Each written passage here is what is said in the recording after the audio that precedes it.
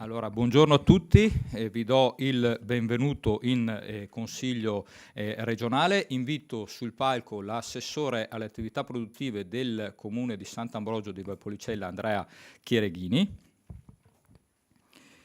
e in rappresentanza di Asmave, l'associazione, il consorzio che riunisce le aziende del marmo veronese e di Vicenza, il presidente, il dottor Larizza.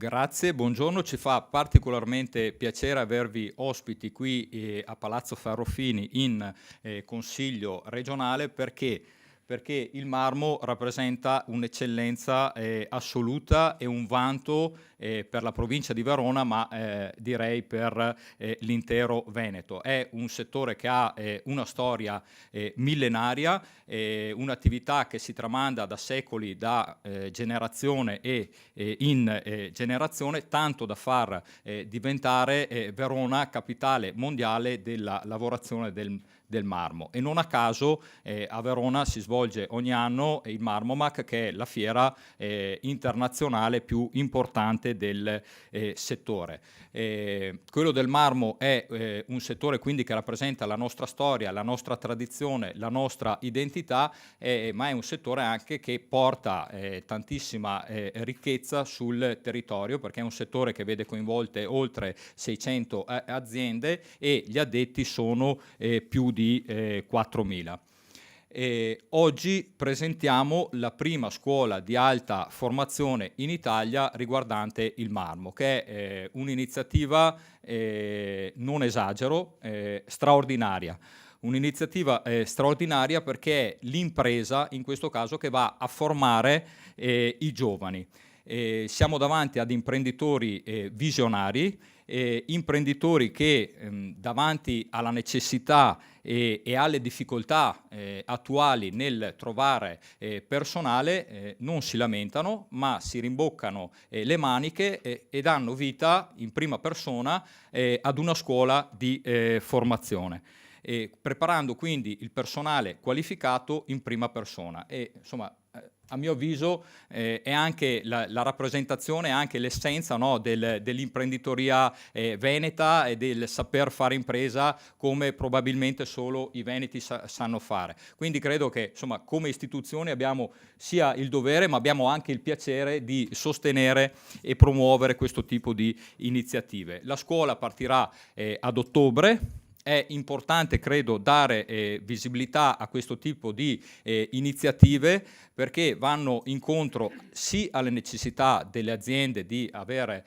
e di formare il personale, ma danno la possibilità a moltissimi giovani di intraprendere, di imparare, di specializzarsi in un mestiere che ha una tradizione secolare.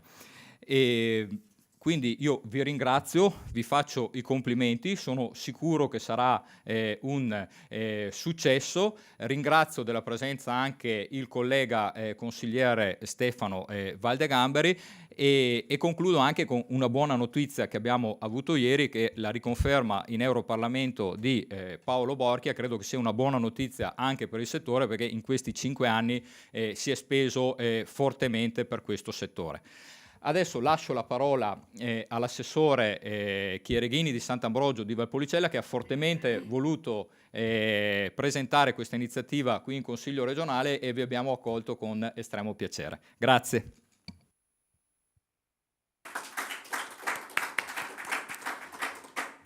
Buongiorno a tutti.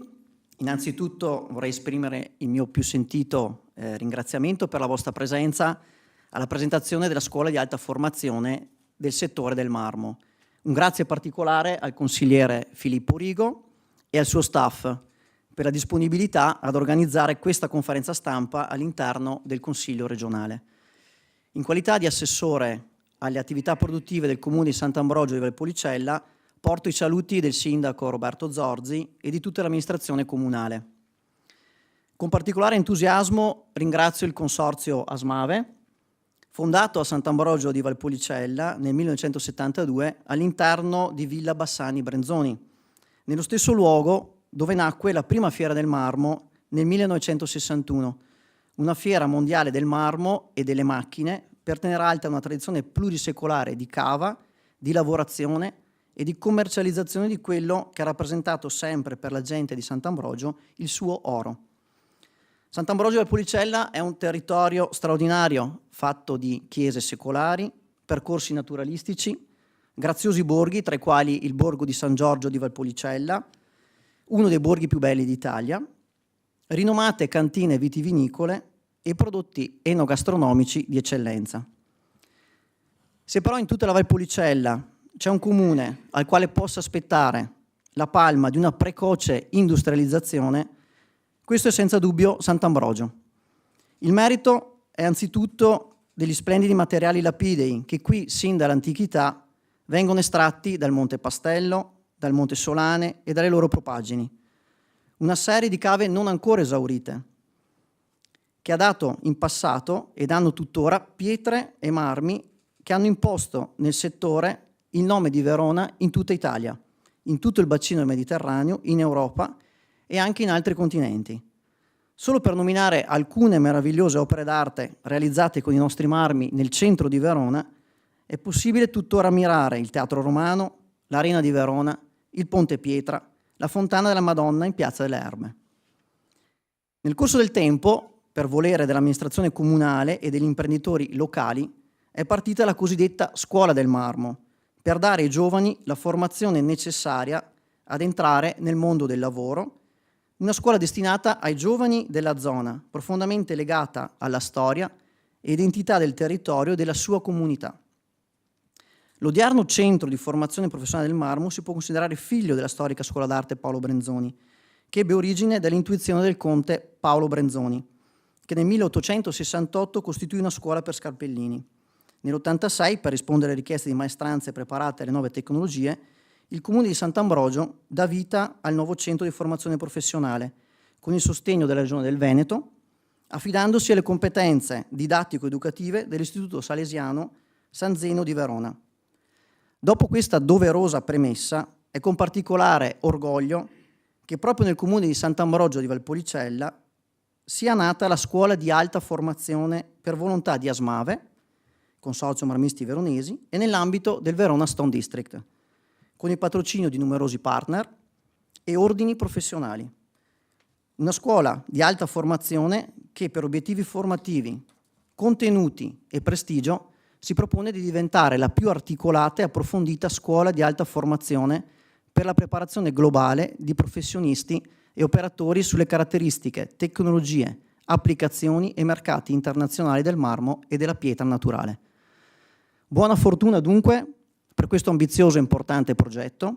La nostra amministrazione comunale è già impegnata a farsi portavoce in tutti gli ambienti istituzionali, coinvolgendo amministrazioni pubbliche, amministrazioni locali, enti sovracomunali, per poter creare una rete di collaborazione al fine di dare massimo supporto alla scuola di alta formazione, che crediamo possa diventare un importantissimo tassello di quello che è una delle eccellenze assolute del Made in Italy, dove hanno trovato il giusto equilibrio, storia e tradizione con la tecnologia, il saper fare identitario con l'innovazione digitale, le competenze imprenditoriali con la sostenibilità ambientale e sociale.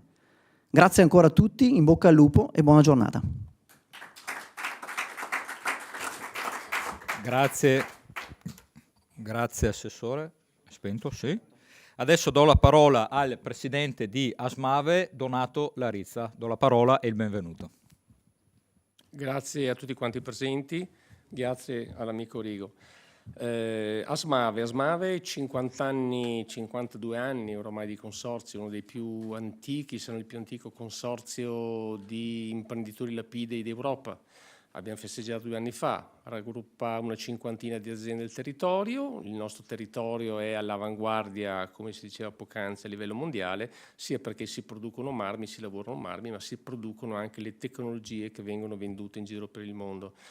Nel nostro territorio però, oltre che a lavorare il marmo e a produrre tecnologia, noi abbiamo in tutte le famiglie, praticamente si parla di marmo, perché tutte le nostre aziende hanno un qualche dipendente del territorio e tutte le famiglie hanno un qualcuno che lavora, ha lavorato, sta per iniziare a lavorare nel nostro territorio. Cosa vuol dire?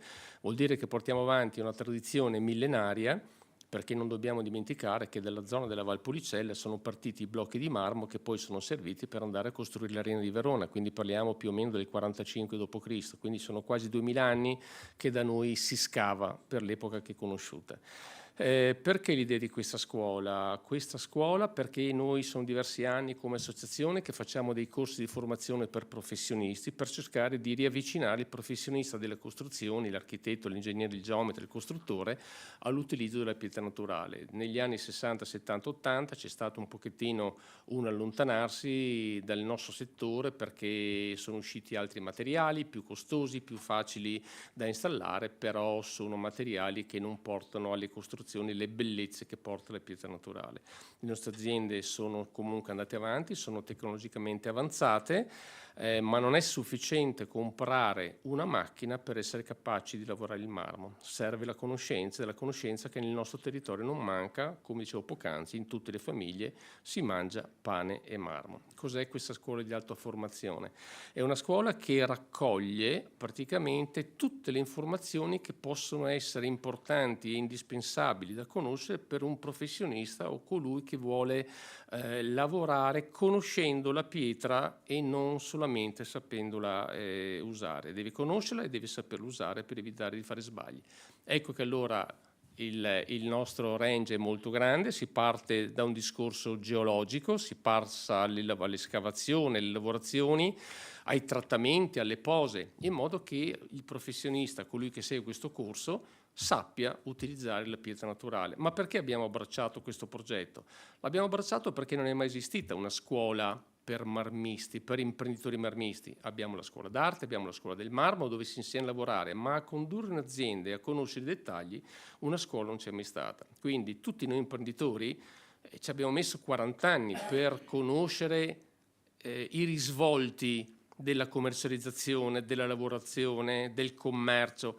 Perché non seguire una scuola la quale nell'arco di un anno ci permette di superare tutti quegli ostacoli che noi imprenditori fatti da noi stessi abbiamo dovuto affrontare personalmente, abbiamo dovuto pagare con contestazioni, con lavori sbagliati, con errori che abbiamo fatto nella nostra vita lavorativa. Ecco che seguendo questo corso si imparano tante nozioni che ci permettono di bypassare questi ostacoli e rimanere primi sul mercato. Noi non possiamo andare a competere con la concorrenza del resto del mondo solamente sul prezzo, ma dobbiamo competere con la capacità di farci distinguere. Per cui in ambito SMAVE, in ambito del distretto di Verona, portiamo avanti la scuola di alta formazione di pietra naturale, marmi pietra naturale. E un punto in più, da quello che ci risulta, questa scuola risulta essere la prima al mondo così completa e così formativa.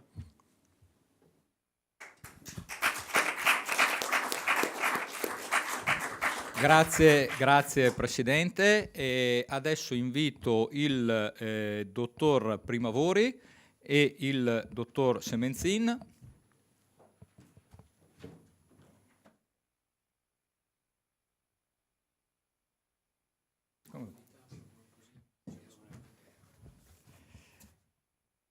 A lei la parola, dottor Pietro Primavori, geologo che gestirà questo straordinario progetto.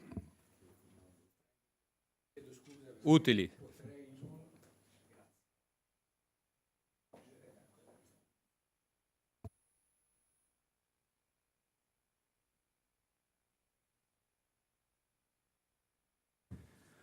Buon pomeriggio a tutti, grazie della vostra presenza alla presentazione di questa scuola di alta formazione. Andiamo subito con le slide. Mi piace esordire con questa immagine che reputerei caleidoscopica di quello che sono le pietre naturali e con una frase che può apparire come uno slogan, ma in realtà non è uno slogan. cioè che non esiste una pietra con la quale non si riesca a fare niente. È una verità, è un dato di fatto. Non dovremmo mai dimenticare che, forse alcuni non lo sanno, gli addetti ai lavori lo sanno, ma altri non necessariamente, al di fuori dell'ossigeno, del cibo e degli altri esseri viventi, gli animali, tutto ciò che utilizziamo quotidianamente proviene dalla pietra naturale, in maniera diretta o indiretta. Cioè, in poche parole, proviene o da una cava o da una miniera. Il che significa che attualmente l'attività estrattiva è l'unico mezzo che abbiamo, è l'unico mezzo che conosciamo che ci renda disponibile una risorsa minerale. E possiamo dire che praticamente nessun settore manufatturiero potrebbe esistere senza l'apporto dell'industria mineraria, diciamo della estrazione e della lavorazione della pietra. Tutti questi oggetti che vedete, dal più piccolo al più grande, al più insolito, hanno una qualche componente minerale che proviene quasi sempre appunto da una cava o da una miniera. Ora, l'utilizzo di questa risorsa minerale non è discrezionale, o almeno non lo è più, se vogliamo mantenere gli standard di vita che ci siamo dati nel corso dei decenni. Quindi dobbiamo, e ne riparleremo, qui ho messo una frase, ma ne riparleremo verso la fine, dobbiamo evidentemente contemperare sempre di più quelle che sono le esigenze della sostenibilità, parola che abbiamo imparato ad utilizzare molto negli ultimi anni, con quella che è l'attuale necessità ed esigenza di materiale, di risorsa minerale. Ne parleremo verso la fine in occasione di uno dei moduli di cui si compone questa scuola, perché le aziende venete da questo punto di vista sono molto virtuose. Hanno adottato dei comportamenti in materia di carbon footprint, di riciclo dei residui, di utilizzo dell'energia, che hanno decisamente un valore di virtuosismo superiore alla media. All'interno di questo grande mondo pietra naturale, esiste un comparto che ci vede primeggiare da sempre, praticamente da sempre, che è quello dei materiali lapidei. Io ora uso un termine che normalmente non viene utilizzato, perché nell'immaginario collettivo normalmente si parla di marmo. Perché ho voluto utilizzare materiali lapidei? Perché nel Veronese, nel Veneto, in generale in Italia, abbiamo la capacità di trattare tutti i materiali lapidei, indipendentemente dalla loro provenienza, dalla loro origine e dalle loro caratteristiche. Quindi marmo, va bene, io continuerò a utilizzare il marmo, così ci capiamo, però vorrei sottolineare questa capacità abbastanza rara su scala planetaria di riuscire a trattare, a lavorare materiali di cui non avevamo conoscenza l'altro ieri. Ci arrivano, li guardiamo, li testiamo e siamo abbastanza in grado di lavorarli. Non è poco. Queste sono alcune immagini che ci evocano in qualche modo quanto sia diffusa la pietra. È quella che io chiamo la scontatezza, cioè il dare per scontato che qualcosa sia intorno a noi fino a un livello in cui non ce ne rendiamo più conto, ma la pietra naturale è dovunque. Questo edificio è uno scrigno di pietra naturale e tutte le calli, marciapiedi, ponti che abbiamo percorso da dove siamo arrivati a qui, credo per l'85% siano fatti di pietra naturale, il che ci dà una misura di quanto sia presente questo tipo di risorsa. Qualche numero per i non addetti ai lavori. Ora, ahimè, io mi devo girare, mi è stato detto prima di non... non riesco. Ho l'occhiale che è a misura computer. Comunque, la filiera tecnomarmifera nazionale si compone, come già stato anticipato in precedenza, da circa 3.200 aziende, 1.200 sono solamente nel Veneto e 600 in area veronese, per un totale circa di 34.000 addetti. Un fatturato di 4 miliardi e mezzo di euro su base annua, un valore di export rilevante, 3,2 circa, con la componente materiali lapidei, quindi marmo, pietra, materia, 1,9 miliardi, e la componente tecnologie, quindi macchine, attrezzature e impianti, 1,3. Ma soprattutto con un saldo commerciale attivo al di là dei terremoti che abbiamo avuto, finanziari, economici, sanitari e quant'altro, che ancora oggi rende conto di 2,8 miliardi di euro. Quindi un settore, come è già stato definito, di eccellenza, un comparto di eccellenza su tutti i fronti, storico, di tradizione, di avanguardia, di tecnologia, di comunicazione, di capacità lavorativa e quant'altro, che indipendentemente dal fatto che il centro del materiale lapidio si sia spostato in Estremo Oriente, ci vede ancora grandi protagonisti su scala planetaria. Perché una scuola di alta formazione? Sostanzialmente per 3 ragioni che vedete scritte qua: desiderio, convinzione e necessità. Il desiderio arriva sostanzialmente dal sottoscritto, quello di dotare il settore lapidio di una scuola di alto livello, di alta formazione, è un desiderio che chi vi parla ha da sempre. Quindi l'anagrafe arriva a un certo punto e almeno nel caso mio si ha il desiderio anche di trasmettere, di cercare di dar vita ad una iniziativa che sia di grande importanza. Quindi realizzare un qualcosa che abbia degli alti contenuti, un elevato livello, che rappresenti un sinonimo di prestigio, di competenza, di capacità e quindi in definitiva di coagulo di tutti questi elementi all'interno di una scuola di alta formazione. Ognuno di voi sicuramente avrà sentito parlare di Accademia di Brera, la scuola Bocconi, la scuola enologica di Conegliano, il Conservatorio Giuseppe Verdi di Milano e quant'altro.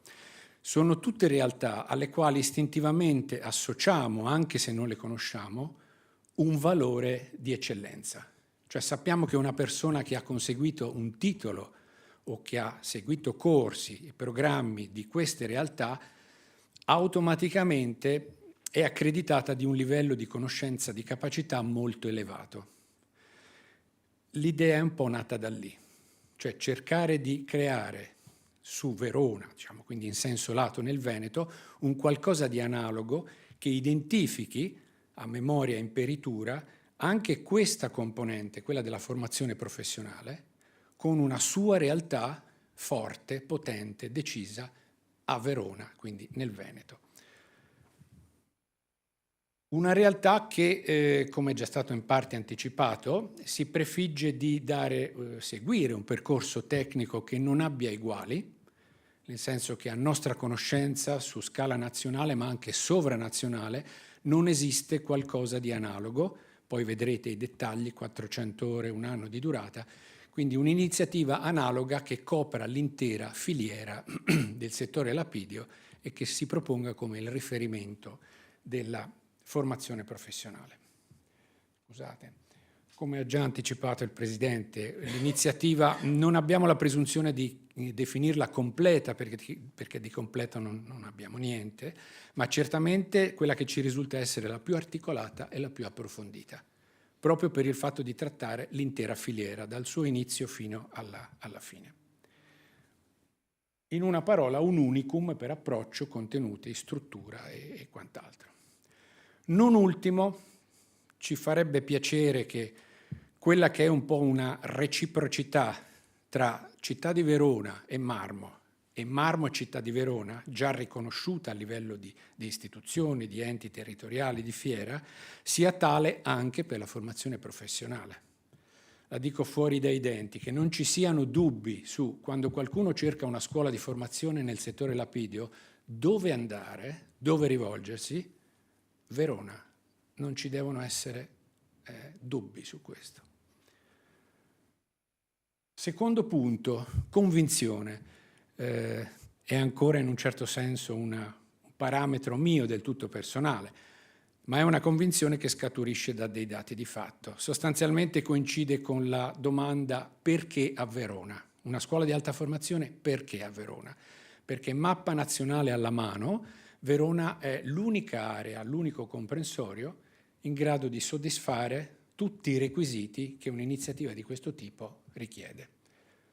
Sotto forma di grafico, ovviamente un background storico, artistico, culturale che nessuno è in grado di di negare, un indiscusso ruolo settoriale che il polo veronese ha acquisito, ha stratificato negli anni fino a raggiungere la posizione attuale, l'esistenza del Verona Stone District, quindi una realtà istituzionale che anch'essa non ha eguali in altre zone d'Italia, la posizione geografica che è decisamente strategica soprattutto per la Mitteleuropa e importanti mercati soprattutto quello tedesco, la presenza di 3 consorzi che ha un'analogia solamente in un'alta regione d'Italia, la Lombardia, ma dove i consorzi hanno un ruolo diverso da quello che hanno qui in Veneto. Ovviamente la Fiera Marmo Macchine, sulla quale non mi dilungo, perché sapete tutti il ruolo e la posizione che ha. La presenza di enti, istituzioni, tutte in prima linea nel settore lapideo, non li menziono tutti, non vorrei anche dimenticarne qualcuno, ma insomma. Non ultimo, il tessuto industriale produttivo in grado di coprire tutte le fasi della filiera, cioè in zona abbiamo anche costruttori e produttori di tecnologie in grado di coprire sia la fase della escavazione, quindi macchine e attrezzature per le cave, la fase della lavorazione, quindi macchine, impianti e attrezzature per la trasformazione della pietra da grezza a semifinita, da semifinita a prodotto finito, più tutto chiamiamolo il contorno, quindi accessori, adesivi, abrasivi e tutto ciò che serve poi alla filiera stessa per l'utilizzo finale, la posa in opera, l'installazione. Terzo punto, la necessità. Quella è un po' meno personale, ma ci sono alcune componenti che sicuramente sono personali. Non so se riuscite a leggere su fondo blu, purtroppo, riaffermare e ribadire cosa sono il Veneto e Verona all'interno di questo settore. Non c'è un parametro che ci faccia, diciamo, flettere l'attuale posizione, ma credo che comunque sia sempre necessario ribadire e riaffermare quello che sono. Spesso sono solito fare un esempio di quando la Perugina mise la pubblicità del bacio Perugina sui 747 dell'Alitalia o il Campari Soda non avevano bisogno di riaffermare cosa sono né la Nutella né la Perugina, però decisero di investire per far sapere a chiunque prendeva un aereo che esisteva il bacio Perugina. Necessità di formare gli operatori italiani, lo abbiamo fatto, è stato fatto all'interno del settore lapideo, ma quasi sempre in modo molto selettivo, quindi ci sono state non delle scuole, diciamo dei corsi di formazione quasi sempre rivolti ad una sola categoria, segnatamente quella degli architetti o dei designer. Lo abbiamo fatto molto, io stesso l'ho fatto molto in terra straniera, quindi abbiamo insegnato a molte persone di molti paesi a lavorare la pietra, a trattare la pietra. L'abbiamo fatto un po' troppo per gli altri. Credo che sia il momento di farlo anche per noi stessi, o quantomeno di farlo in forma più intensa. La necessità di non disperdere quel sapere e quel saper fare che ci contraddistingue e che ormai è abbastanza chiaro non bastano più, non è più sufficiente per mantenere una competitività sui mercati internazionali il saper fare. Occorrono altre cose al contorno dell'attività stessa e della conoscenza della materia prima. Di riempire l'unico tassello mancante, quella diciamo, osservazione che ho fatto poco fa sulla reciprocità, cioè sul fatto che anche per la formazione professionale si riconosca a Verona questo ruolo indiscusso di leadership. Ho sbagliato. Chiedo scusa. E anche perché, questo è un mio pensiero, ma credo non sia solo il mio, pensare di poter progredire in un qualunque settore senza formazione, e aggiungerei senza ricerca, è abbastanza presuntuoso. Cioè, l'esperienza di tutti i settori ci insegna che senza formazione e senza ricerca non andiamo da nessuna parte. La scuola di alta formazione in pillole, quindi qui andiamo veloce. Quali sono stati i criteri? I criteri sono stati quelli di pensare, di ideare, di impostare una scuola che abbracciasse l'intera filiera.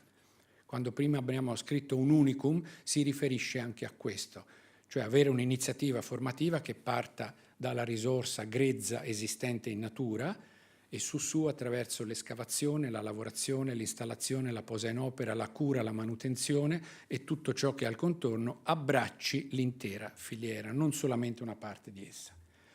Inclusiva per tutti, non fraintendete per tutti, ovviamente non implica che sia oggettivamente per tutti, ma lo è nel senso che non si rivolge ad una categoria specifica di operatori.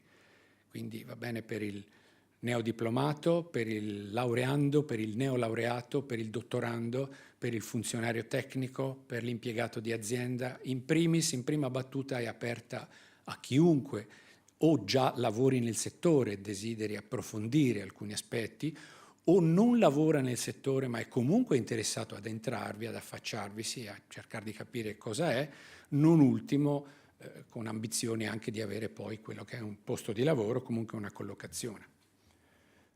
Non sono previsti esami verifiche finali, quindi la scuola alla fine del suo percorso rilascia un attestato che però non comporta un esame o verifiche, quindi non abbiamo commissioni di esame o passaggi che almeno in questo primo anno abbiamo ritenuto opportuno fare questa scelta.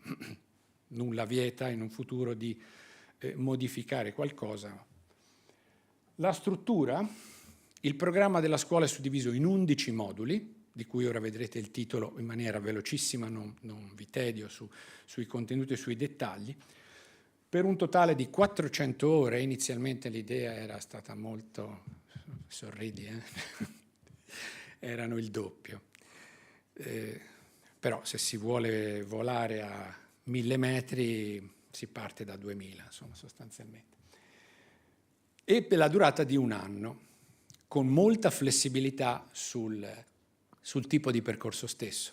Quindi tutta la giornata del venerdì, mezza giornata di sabato, per dar modo a chi già ha un impiego, comunque ha altre attività, di poterla seguire, e con una settimana ogni mese libera, quindi sostanzialmente 3 settimane su 4 a fine mese.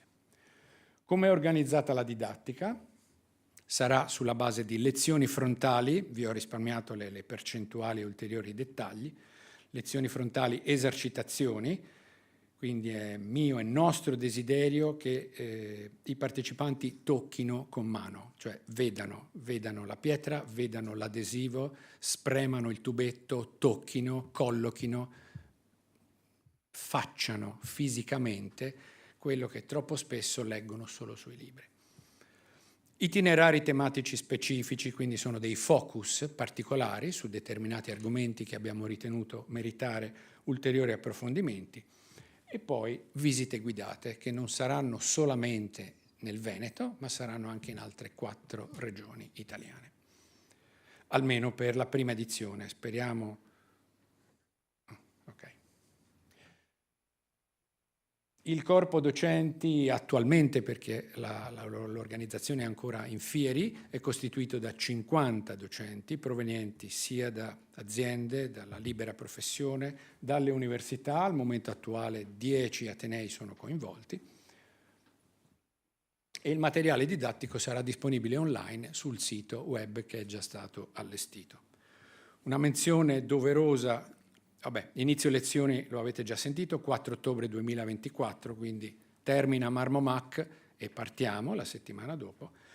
E una menzione doverosa per quello che è il premio Diego Testi, in onore al compianto Diego Testi, morto prematuramente, e al quale si è deciso appunto di dare questo omaggio, di creare questo omaggio con un premio finale che sarà conferito al partecipante ritenuto più meritevole.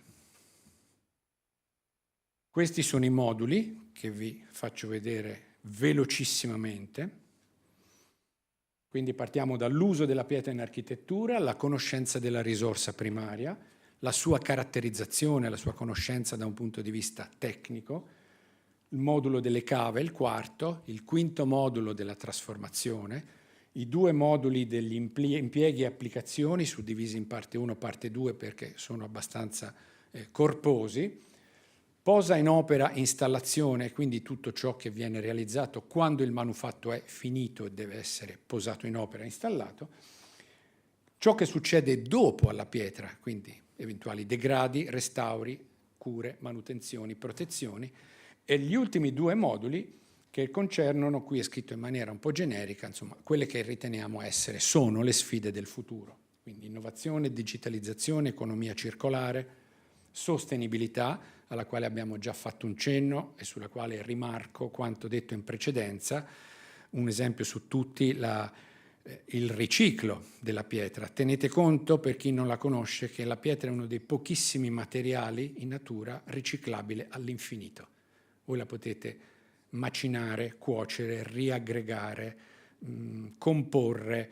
È l'unico materiale, probabilmente l'unico, che può non modificare la sua natura intima ed essere riciclato all'infinito. Non è poca cosa, perché sappiamo quanti altri materiali vengono conferiti in discariche particolari proprio per il fatto di non essere riciclati. Ultimo modulo sul marketing, brand strategy, come già anticipava il Presidente, tutto ciò che sta intorno, quindi alla capacità di commercializzazione, affrontare, aggredire, coinvolgere ed acquisire nuovi mercati secondo dinamiche che anche solo 2 o 3 decenni fa non esistevano, e quindi che in qualche modo dobbiamo trasferire alle nuove generazioni che sono nate all'interno di queste tecnologie, però alle quali spesso manca un background che, come abbiamo detto prima, non deve essere disperso.